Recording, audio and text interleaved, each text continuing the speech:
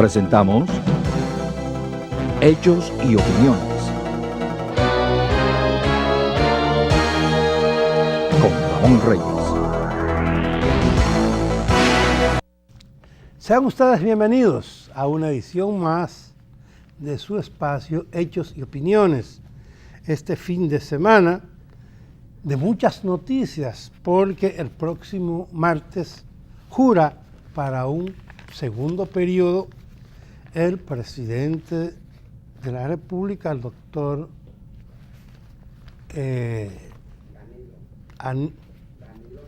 Vamos. Dile que comenzamos.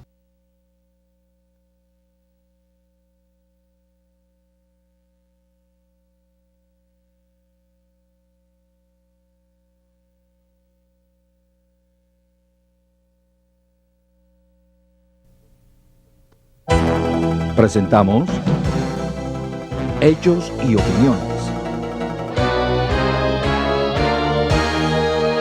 con Ramón Reyes.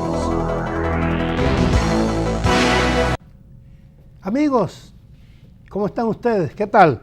Sean bienvenidos a una nueva edición de nuestro espacio Hechos y Opiniones este fin de semana de mucha actividad, porque aparte de conmemorar un aniversario más de la restauración de la República, el próximo martes jura para un nuevo periodo el licenciado Danilo Medina, quien fue favorecido con el voto el pasado 15 de mayo. Pero a su juramentación y toma de posesión, bueno, ya está posesionado, vienen jefes de estados de diferentes naciones amigas. Protocolo da cuenta de que unos 7 jefes de estado vendrán a la República Dominicana. Se conocen los nombres de Nicolás Maduro y de Evo Morales, que los dos han estado en la piqueta, y según vi en la prensa de este fin de semana, tanto Estados Unidos como 14 países están pidiendo un referendo contra de Maduro. Pero, y son las cosas que a mí me indignan, esos 14 países no se han pronunciado, comenzando con Estados Unidos, por el golpe de Estado que le han dado a Dilma Rousseff. Para una cosa somos buenos y para otra no. Prefiero dejarlo ahí porque yo no puedo ni alzar la voz ni incomodarme por mis dolencias cardíacas, pero hay cosas que indignan. Para quitar a Nicolás Maduro sí es bueno. Para Dilma Rousseff, ¿y por qué no hicimos un referéndum para reafirmar la democracia en Brasil? Porque a Dilma Rousseff no se le ha acusado ni de cohecho ni de corrupción. No hay ningún papel que la incrimine hasta ahora. Los fiscales, si hubieran encontrado algo, de lo que la acusan a ella es de lo que nosotros es un hábito en la República Dominicana. Un dinero, por ejemplo, destinado a agricultura en el presupuesto, lo pasaron porque se necesitaba para una carretera a obras públicas. De eso es que se le acusa a Dilma Rousseff, no de que ella hizo con ese dinero algo mal habido. Pero bueno, y en ese papel también se inscribe lo de los tucanos, que eso se veía venir. Se veía venir porque no es desde ahora que estamos hablando de los aviones tucanos. Pero ¿qué pasa? Detrás de los tucanos están las autoridades norteamericanas. A nadie le quepa la menor duda, porque hay un resentimiento.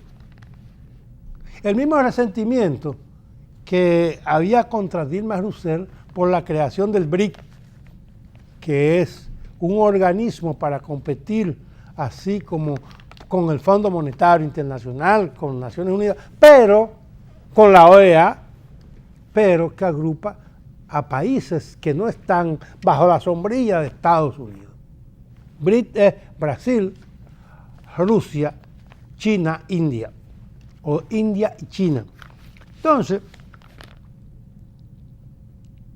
Estados Unidos no le perdona a Brasil que encabezara ese movimiento, porque hay dos potencias extracontinentales, la China y Rusia, que ya están en el traspatio de lo que desde hace 300, 400 años era de Estados Unidos, entre comillas, era de Estados Unidos. Entonces no le perdonan eso. Y los aviones Tucano están ligados también al escándalo. Estados Unidos no le perdona a la República Dominicana que comprara aviones en Brasil cuando ellos se lo estaban ofreciendo más barato, con financiamiento y con una donación también. Entonces, esto de los aviones Tucano no es un tema político en contra de el expresidente Leonel Fernández, no. Hay actos de corrupción, hay personas que se beneficiaron, se ha revelado y hay documentación de que 3.5 millones de dólares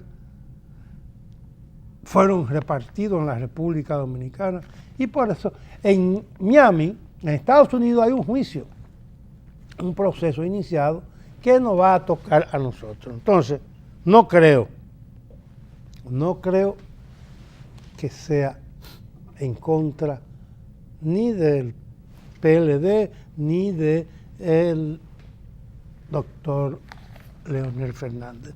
Entonces, lo que hay que demostrar es que yo no tuve la culpa con eso. Seguían los interrogatorios este fin de semana al exministro de Defensa de las Fuerzas Armadas en ese entonces, Peña Antonio, y otras personas implicadas. Un periódico que lo traje porque cita por su nombre a un senador que no quería la prensa local, y muchos de nosotros los periodistas no habíamos citado, por temor a demanda y esas cosas, no habíamos citado nombres, excepto los que la Procuraduría General de la República citó. Pero dice el periódico Diario Libre, mírenlo acá, del pasado viernes, que papeles de Brasil implican al senador Canaán sobre soborno, y ellos le llaman Tucano Gay. Acuérdense, eso es parodiando a Watergate en la década del 70, el escándalo Watergate que hizo renunciar al presidente Richard Nixon. Y dice que el senador habría recibido dinero para garantizar una votación favorable para la aprobación del préstamo. El vocero de Leonel Fernández acusa a Domínguez Brito, ese es el Procurador General de la República, de usar expedientes como chantaje. No estoy de acuerdo porque se veía venir. Es más, no Domínguez Brito, que tenía toda esa documentación, no la había usado antes por problemas de que podía afectar la candidatura del licenciado Danilo Medina Sánchez. Esa es la razón. Y el vocero del amigo y compañero Leonel Fernández lo sabe. Bien. Quiero, a despensa de robarle 2 minutos a mi invitado, referirme a este tema que a mí me tiene ya hasta aquí. Prohíben 2 motores, prohíben 2 en motores. Así titula el Listín Diario del mismo viernes su información principal. Y dice que la medida entrará en vigor este lunes y fue adoptada por la Dirección General de Tránsito Terrestre. Lo veo muy bien porque en la mayor parte de los atracos se usan motores. Ya hubo una prohibición en el régimen del doctor Balaguer por el mismo motivo. Lo único que ahora, en el 2016, hay más de 100.000 dominicanos que viven de eso, son motoconchistas. ¿Qué va a hacer la Dirección de Tránsito Terrestre? ¿Va a hacer una excepción? ¿Cómo pruebo yo que soy motoconchista y que tengo una persona atrás que no es un atracador conjuntamente conmigo? Vamos a esperar, porque la medida es buena y es saludable, pero usted tendrá que buscarle como gobierno, como Estado, una solución al motoconcho. Ojalá no existiera el motoconcho en la República Dominicana por peligroso, por costoso, porque abusan en muchas ocasiones del usuario, porque se presta a muchas cosas. Lo que sí, concomitantemente, debe el Ministerio de Obras Públicas entrarle, como se dice en buen dominicano, es a los vehículos del concho que se estacionan como le dé la gana y que toman las calles como terminal para estacionarse. Verbigracia, cercano a este canal. La Tiradentes. La avenida Tiradentes tiene varios puntos donde los choferes se estacionan a esperar a los pasajeros. Comenzando allá en Cristo Rey, cercano al jardín, al zoológico, al parque zoológico. Aquí en la Tiradentes, entre Kennedy y más adelante Agustín Lara, eso provoca un caos y un taponamiento que los que no estamos conchando sufrimos las consecuencias. Llegamos tarde a nuestros compromisos por culpa de eso. A eso no se le ha buscado ninguna solución. Igual también sucede ahí en el 9, en la Churchill, choferes de carros públicos que han usado la 27 de febrero, una cuadra, esta es la terminal, y hay un inspector, entre comillas, de los choferes, que cobra por la afiliación a esa terminal y a esa ruta. Pero bueno, voy a una brevísima pausa porque hoy tengo... Ustedes recuerdan que el sábado pasado hablé del Parque Jardín Botánico, que a mí me encanta y que he vivido, primero alabando a la obra, ahí no se ha lapidado un centavo, es una obra que se mantiene y que los dominicanos podemos no solamente disfrutar, sino ver si es verdad que lo que ellos dicen que tienen, lo tienen. Como hay ministerios que dicen que tienen cosas que usted en la práctica no las ve, no las encuentra. Entonces, la semana pasada puse un reportaje que lo voy a repetir hoy, o en este fin de semana, sobre el Jardín Botánico, que cumplió 40 años. Señores, 40 años. Y me estoy poniendo viejo. ¿Verdad que sí? ¿O ya estoy viejo? Estoy ahí, porque yo me lo recuerdo. Yo asistí a la inauguración de ese parque botánico hace 40 años. Vivía frente y nada más tenía que cruzar la calle. Y lo inauguró el doctor Joaquín Balaguer, que recuerdo que se iba a ir de bruces. Ya Balaguer para esa época no veía. Eso fue en el 1976. Ya Balaguer no veía y se fue de bruces. Pues esta semana yo quiero compartir ese goce de estos 40 años con el director del Jardín Botánico Nacional, Ricardo García, pero será en el próximo segmento y voy a repetir el video muy hermoso que para la ocasión el Parque Botánico lo puso a circular, a difundir por los diferentes medios. Y como a nosotros nos enviaron uno, pues aquí se quedará permanentemente para ser difundido en diferentes ocasiones. Señorita directora. Para unos comerciales. Hechos y opiniones con Ramón Reyes.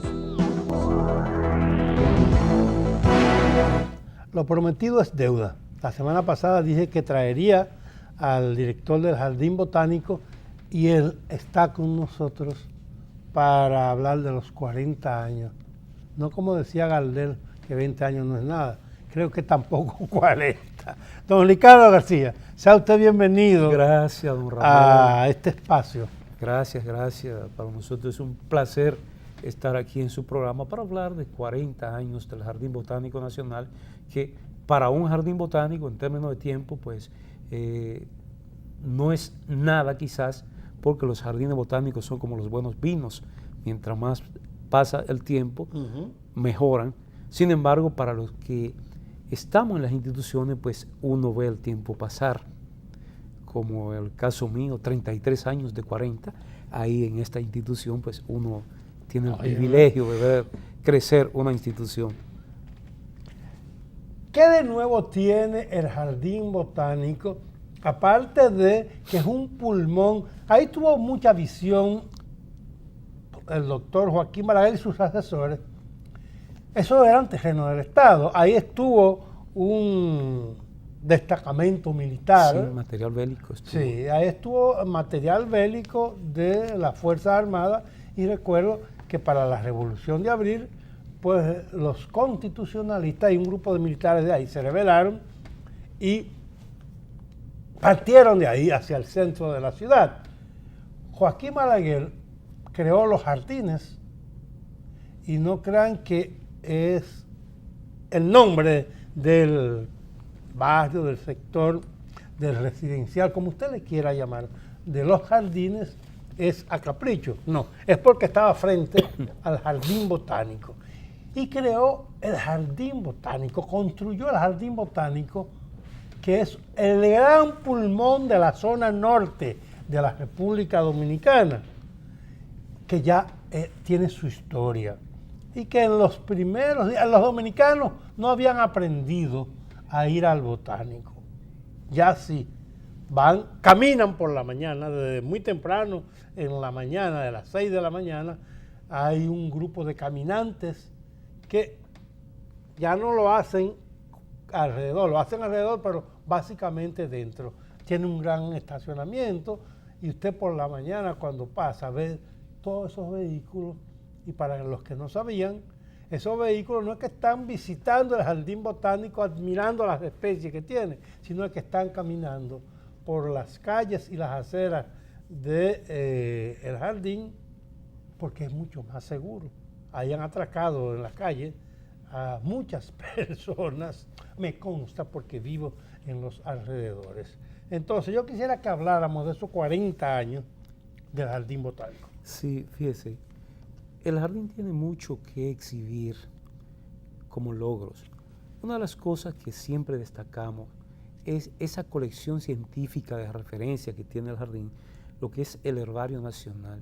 135.000 muestras científicas de la flora de la isla, porque hay muchas que vienen también de Haití, que nos permiten a nosotros saber qué plantas crecen, digamos, en la cordillera central, la Sierra de Bauruco, que muchos de sus espacios hoy están bastante alterados. Pero diezmados por manos criminales. Sí, pero si nosotros quisiéramos restaurar esas áreas, pues nosotros en esa referencia científica sabemos con qué podemos hacerlo, cuándo esas especies producen los frutos, cuándo podemos colectar las semillas. Eso para mí es uno de los grandes aportes. Pero también la colección viva. El jardín tiene una cantidad de plantas que solo usted puede verla ahí, porque es muy difícil que la mayoría de los dominicanos puedan llegar a la cima de la Sierra Martín García, la Loma del Curro o la Sierra de Bauruco, parte de la Cordillera Central, y están ahí en el jardín. Pero en la parte educativa, fíjese, mire qué belleza. Ahí tenemos el histórico jardín japonés. Jardín japonés. Esa es nuestra plaza central. En la parte de exhibición, de disfrute de las áreas, el jardín ha crecido con pabellones como el pabellón de lecho, el pabellón de bromelias, el sendero de los sentidos para personas con discapacidad, que en principio, miren qué espectacular esa vista que vieron ahí, personas que no podían disfrutar del jardín porque en el diseño en principio no se contempló la accesibilidad de personas con discapacidad. Hoy el jardín corrigió eso y ofrece un sendero con facilidades para eso. Estamos concluyendo ahora un sendero educativo taíno, así le hemos llamado, donde va a estar reflejada la evolución de la flora dominicana, las plantas que los taínos usaban como alimento, en la construcción, en la medicina, las mágico-religiosas, y luego esas plantas que llegan con los europeos y los africanos, cultivos tan importantes como la caña de azúcar, el café, el cacao, que aunque es americano, pero no estaba aquí. Es decir, todo eso estará reflejado en el sendero educativo taíno. Para el descubrimiento de América, ¿qué plantas eran autóctonas que tienen ustedes ahora y qué trajeron los españoles? Habían plantas que cuando llegan los europeos le impresionan mucho. Por ejemplo, en términos de la madera, la especie que más se explotó casi desde el principio fue la caoba. Tanto es así que la historia del uso de la madera de la caoba está reflejado en las grandes catedrales, en los grandes palacios en Europa. Pero también ya estaban aquí, porque los taínos la tenían, el tabaco, estaba también la piña, que es nuestra, estaba el maíz. Es decir, eran plantas que ya eran parte de la cultura de los taínos. En los frutales, pues teníamos guanábana, guayaba, mamón, mamey, plantas así. Luego, ya con los europeos vienen plantas importantes, útiles, algunas del continente, pero que no estaban aquí en la isla, como el caso del cacao, muy famoso en México y Centroamérica. También se trajeron cosas como el aguacate, que no lo teníamos aquí. Y ya del viejo continente, entonces llega el café, llega la caña de azúcar, llegan los bananos, es decir, plátano, guineo, todo esto. El mango, uno no se imagina la República Dominicana sin mango, ¿verdad? Sí. Algunas plantas que se han hecho populares y que ya un dominicano no se imagina una costa, una playa dominicana sin un árbol de almendra, pero la almendra llega con los europeos. El coco, ¿Y el coco? Tampoco estaba aquí. Es curioso porque incluso hay una película por ahí, creo que Columbus, algo así, Colón, y aparecen los taínos en medio de unos cocales. Los taínos nuestros no conocieron el coco. Llega después del descubrimiento. O del encuentro de dos mundos como... Sí, qué interesante. En la generalidad de los dominicanos no conocemos esa parte de la historia. Sí, sí.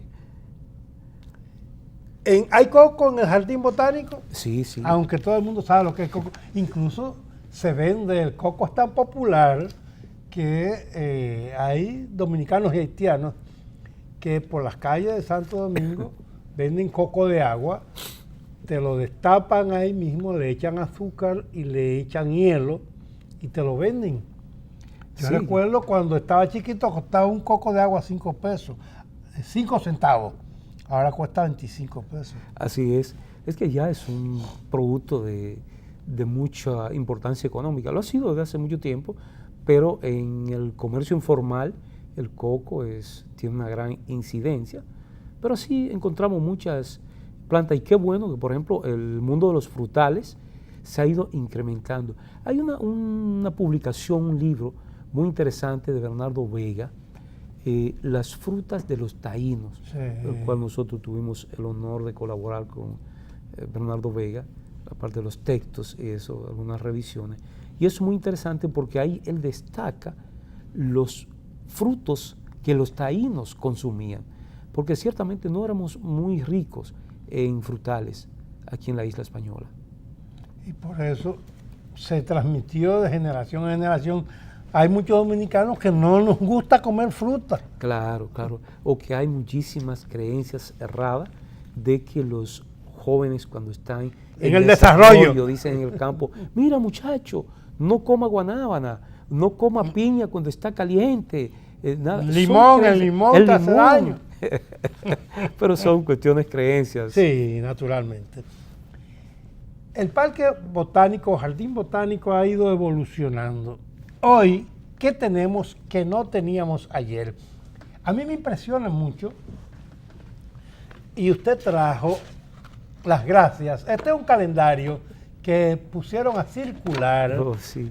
con motivo de los 40 años, y hay varias especies, pero el Jardín Botánico se conoce ahora mismo por un evento que organiza cada año, que es un festival De las orquídeas. de las orquídeas, donde van decenas, cientos de personas, porque es durante 3, 4 días, de jueves a domingo. Yo quisiera que usted me hablara un poco de eso. Y estas especies que están en pantalla, hay muchas son orquídeas, otras no. Hay orquídeas, hay muchas ornamentales exóticas, porque el jardín tiene esa característica, ese atractivo. Entonces muchas especies exóticas como las trinitarias, los lotos, es decir, se combinan. ¿Cuáles son las trinitarias? Las trinitarias como ¿En esta qué- que en está qué mes? en ¿En noviembre, noviembre? ahí vemos la trinitaria, Ajá. pero vemos también orquídea como aquí en octubre. octubre, o en junio vemos la flor nacional, que es la Peresquia quisqueyana. Entonces hay una combinación. ¿Cómo se llama? Peresquia quisqueyana o rosa de Valladolid. Rosa de que comúnmente La conoce la gente, que es la flor nacional, y que nosotros tenemos un programa de difusión de esta especie. Ya hemos producido mucho más de 15.000 plantas que están distribuidas en muchos lugares del país. Ahora, con el Consejo de la Discapacidad, el CONADIS y el Ministerio de Educación, vamos a desplegar una campaña en las escuelas para que los niños conozcan, los estudiantes, nuestros emblemas, nuestros símbolos patrios. ¿Es autóctona? Es endémica, sí. es ¿Se endémica. da en cualquier parte? Se puede dar casi en cualquier parte. Es una planta con una plasticidad ecológica impresionante. Desde la costa hasta cierta altura, la hemos visto, por ejemplo, en los montones de San José de las Matas, Ajá. sembramos y creció bastante bien. Abril, que tiene una mariposa y una flor. ¿Qué flor Sí. es esa? Fíjese, en abril ahí hay una flor roja, esa es de una euforbiácea. La euforbiácea son el grupo de la yuca, Ajá. y precisamente está esa flor con esa mariposa porque el jardín también tiene como uno de sus atractivos recientes un mariposario. El mariposario es un espacio para disfrutarlo, pero también para aprender. Ver el ciclo de las mariposas es algo espectacular en la naturaleza. Desde un huevecillo, la larva, el gusano, como decimos, la crisálida, y luego aquel animal espectacular que es una mariposa. Eso es maravilloso. Para un biólogo es algo impresionante. ¿Hay algún guía que le explica a las personas Sí. que visitan el mariposario? Sí, hay guías especializados para explicar todo, incluso el ciclo, la reproducción de las mariposas. Y ese lugar que tuvo el año pasado, en 2015, una visitación bastante alta, cada vez va aumentando. Es un lugar que ha tenido un impacto en el jardín que ni nosotros nos lo esperábamos. Y es una contribución, quiero decir, de una distinguida dama de la sociedad dominicana, doña Francina Lama, muy apasionada con la mariposa, y entonces llegó un día y dicen, yo quiero colaborar con el jardín, vamos a hacer un mariposario. Y bueno, el jardín lo que no tiene es recursos, no, buscamos los recursos, y ahí está la obra. Qué bien. Y así mismo tenemos lo del Sendero Educativo Taíno, es una contribución también auspiciada mayormente por Marítimas Dominicanas. ¿Qué es el Sendero Educativo Taíno? El Sendero Educativo Taíno es un sendero que las personas van a utilizar para hacer sus caminatas, sus ejercicios diarios, pero también para aprender, porque ahí tenemos una combinación de elementos culturales de los taínos, desde sus construcciones, el caney, el bohío, las plantas que usaban, como decía, medicinal, comestible, mágico, religioso. Recordemos que ese ritual de la caoba de los taínos, muy interesante, ellos usaban una planta, la anadenantera peregrina, para entrar en contacto con los dioses, porque es una planta muy alucinógena. Entonces, son especies que usted va a poder verla allí. ¿Cómo se llama? Anadenantera peregrina. Y comúnmente, ¿cómo la conoce el vulgo? En algunos lugares le dicen candelón de teta. Candelón de teta. En Yo he oído en mi mencionar. región, Ujú. esa planta es muy conocida. Aquí en algunos lugares, ¿Cuál es su región? básicamente la parte de provincia de Dajabón, Restauración, Elías Piña, por ahí abunda. Y aquí en la parte de Cotuí también encontramos esta anadenantera peregrina. Finalmente, háblame de diciembre. Ese pajarito que hay ahí. Ah, sí. Fíjese, una de las cosas importantes del jardín botánico es que sirve como un refugio de flora y fauna. Ujú. Y ha logrado asentarse allí una población grande de yaguasa. Es un pato arborícola, es decir, que mayormente está sobre los árboles. Como allí tienen refugio, tienen alimento, pues se han quedado residiendo allí y tenemos una población grande de yaguasa en el jardín. Entonces usted lo ve incluso en las fuentes de la plaza principal, 30, 40 yaguasa, una especie que está bajo amenaza de extinción, y ahí pues están viviendo felices. Y la gente no se roba la yaguasa para hacer cocinado. Para comerla. Para comerla. Fíjese, Pato robado, vamos a comer. Hay una canción de... Sí, de Fernandito Villalona. En un momento yo recuerdo que detuvimos una persona que intentó cazar yaguasa dentro del jardín. Sin embargo, la seguridad nuestra, debo decir, es muy efectiva y no tenemos problema con intentos de cacería dentro del jardín. Háblame ahora de lo que más me encanta a mí, del festival que ustedes hacen anualmente de las orquídeas. El de las orquídeas. Hay gente que viene del interior del Sí. país a ver, a participar en ese festival. Incluso tenemos ya algunas personas que vienen del exterior. Sí, eso iba Aprovechan para hacer turismo en Dominicana y venir al Festival de las Orquídeas, que lo organizamos con la Sociedad Dominicana de Orquideología, que tiene, bueno, ahí hay, ese es parte del orquidiario nuestro, Ujú. el pabellón de las orquídeas nuestro. Se organiza casi siempre en marzo, porque es la época de mayor floración de las orquídeas, y es bueno recordar que la República Dominicana, bueno, la isla española, tiene alrededor de 350 especies de orquídeas, muchas de ellas endémicas.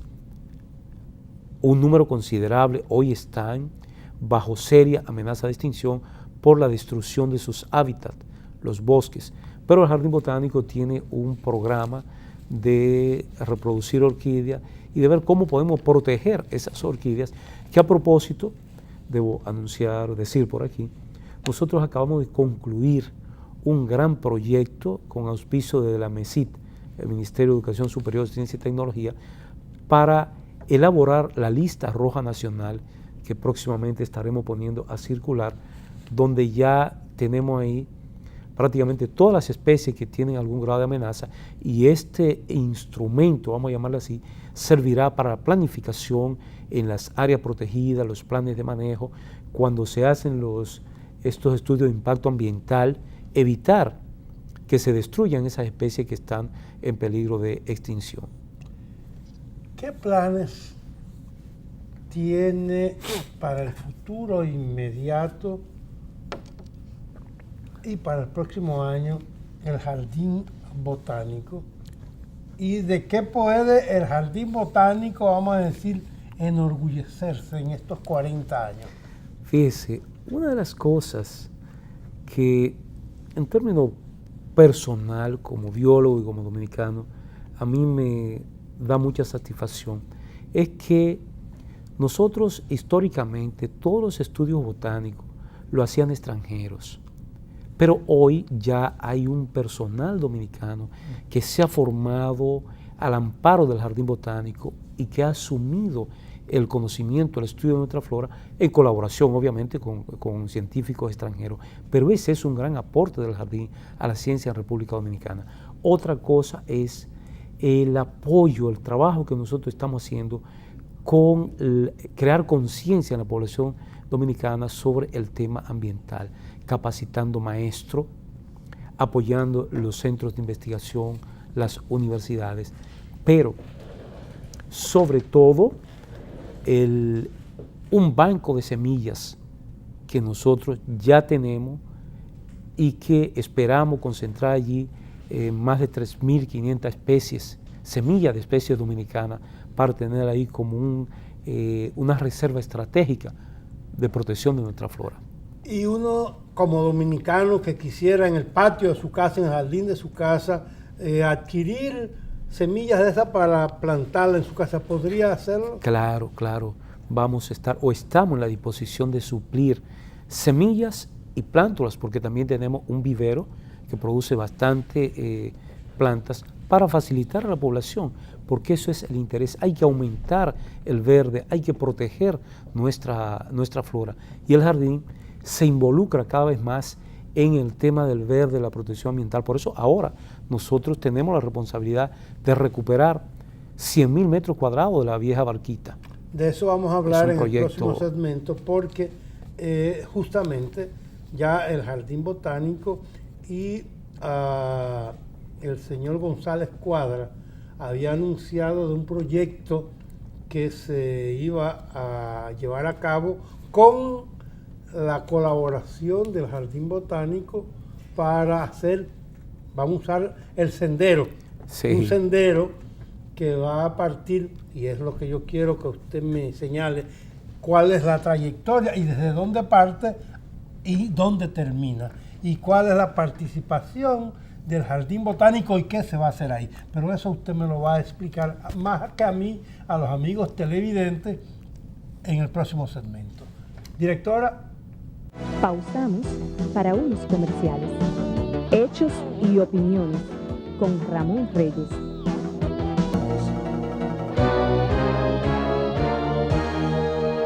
Con Ramón Reyes. Vamos a hablar de la nueva barquita, otro proyecto que a mí me fascina y que se habló. E insistimos tanto en los medios de comunicación, algunas personas interesadas en nuestra fauna y nuestra flora, que había que hacer algo ahí cuando se inaugurara la nueva barquita, en la vieja barquita, para evitar lo que pasó en el gobierno de Balaguer, que se hizo el barrio Las Caobas, se trasladaron a personas de este lado del río Sama a Las Caobas.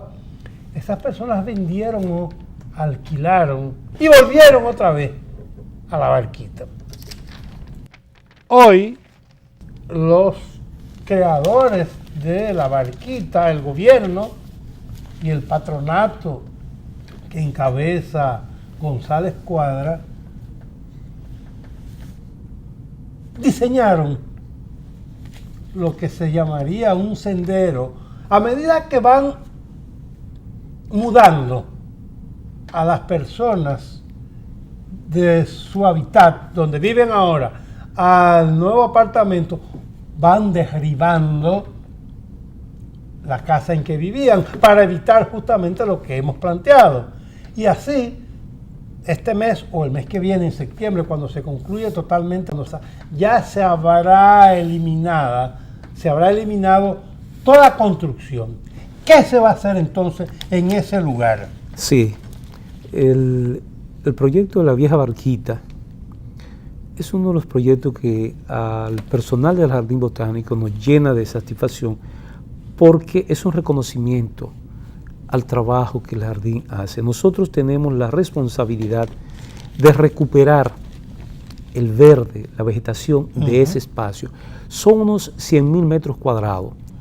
Nosotros estimamos que vamos a sembrar poco más de 50.000 plantas nativas y endémicas. Ya hemos hecho los estudios de cuáles son las especies que soportan esas condiciones, porque recuerde que eso se inunda.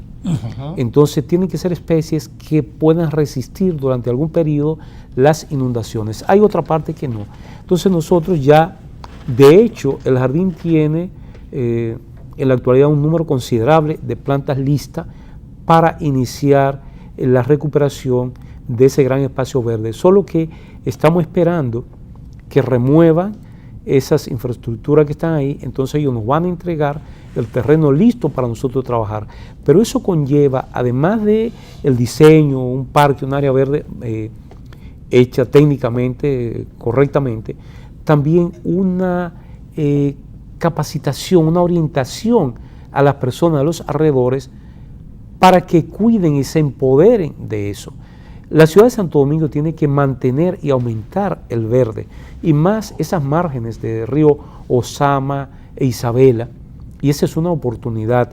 Nosotros vamos a cubrir todo lo que era lo que es la vieja Barquita.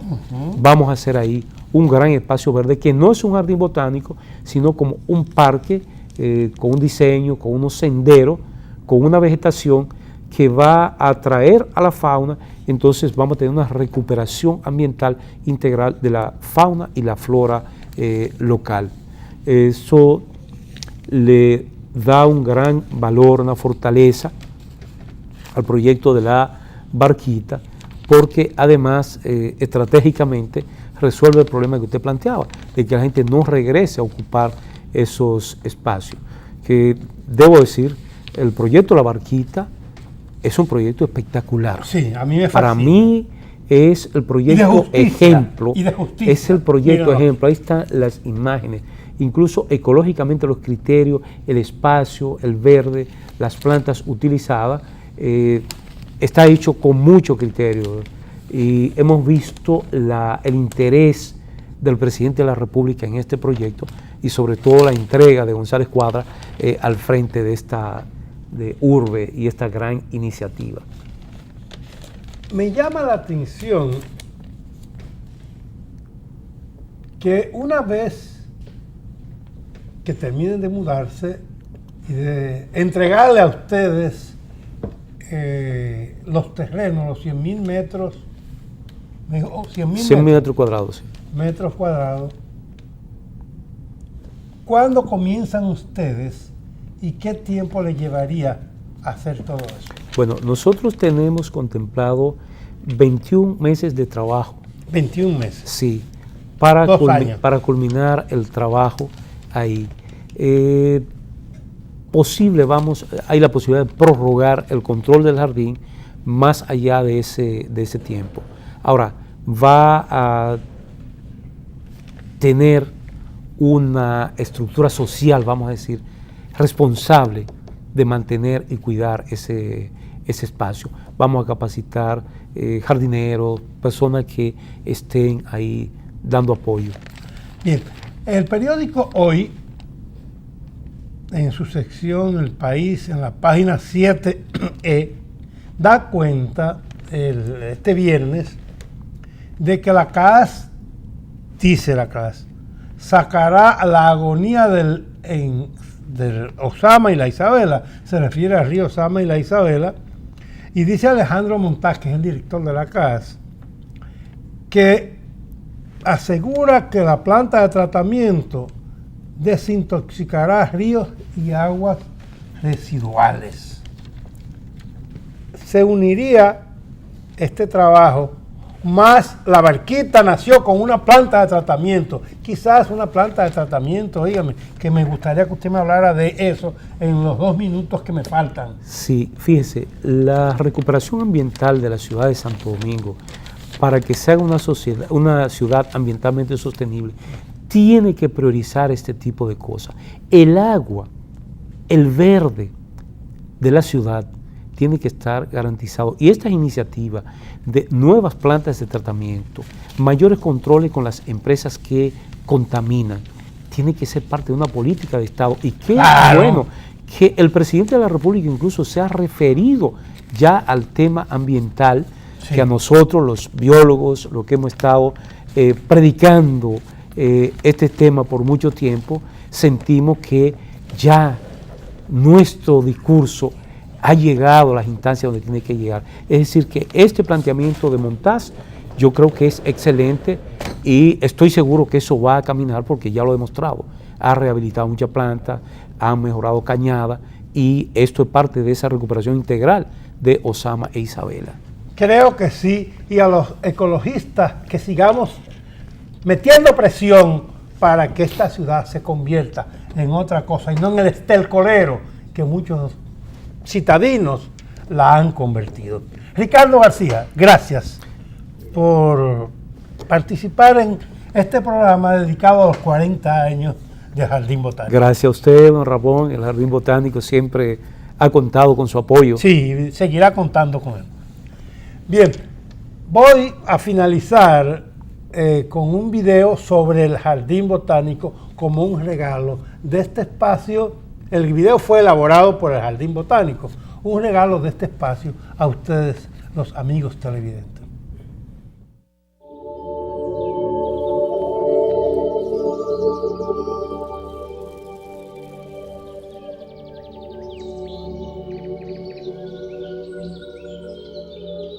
República Dominicana cuenta con uno de los lugares naturales más atrayentes de la ciudad de Santo Domingo, con una arboleda original, jardines y pabellones de diferentes categorías. Nos referimos al Jardín Botánico Nacional Dr. Rafael María Moscoso, ubicado en la intersección de las avenidas Los Próceres con República de Colombia, en la ciudad de Santo Domingo. El Jardín Botánico Nacional fue diseñado por el arquitecto dominicano Benjamín Paionsky, quien conjuntamente con el ingeniero Joaquín Ruiz iniciaron su construcción en marzo de 1972 y posteriormente fue inaugurado el 15 de agosto de 1976. La Ley 456 del 12 de octubre de 1976 le dio personería jurídica. El Jardín Botánico Nacional fue bautizado con el nombre del Dr. Rafael María Moscoso mediante el decreto 2271, como homenaje póstumo al primer botánico dominicano en escribir un catálogo de la flora de la isla La Española. Más de 130.000 muestras de herbario que han servido como base científica para importantes programas como el Plan Nacional Quisqueya Verde, lo que nos ha permitido desarrollar actividades de reforestación, de producción forestal y sobre todo de arborización urbana. Su emblema es la hoja del guanito Cocotrinach argentea, una de las más bellas palmas endémicas de la flora de la isla española. El Jardín Botánico Nacional cuenta con una gama de espacios para diversas actividades, desde lugares para retiros religiosos hasta grandes y espectaculares bodas. Cuenta con salones preparados para este tipo de eventos, tales como pabellón de orquídeas, helechos, bromelias, plantas medicinales, la laguna del Palmar y nuestro patio español, entre otros.